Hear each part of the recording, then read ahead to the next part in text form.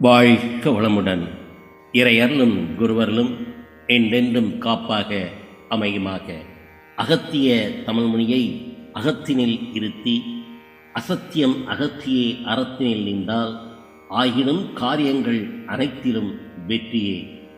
ஆனந்தம் பொங்கிடும் அகத்தினில் நித்தமே. ஓம் அகத்தி சாய நமக.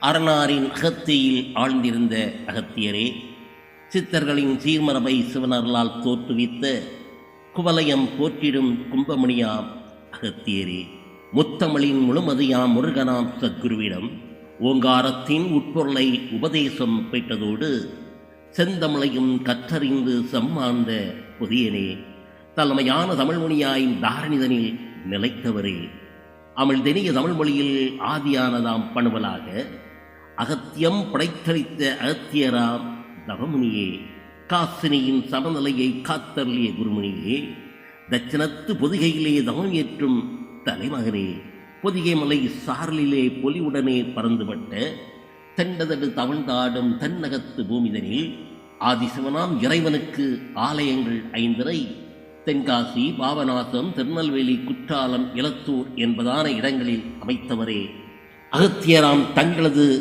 அருள்நிறை அனுகிரகம் காசினியோர் அனைவருக்கும் கருணையுடன் கிடைக்கிறதே.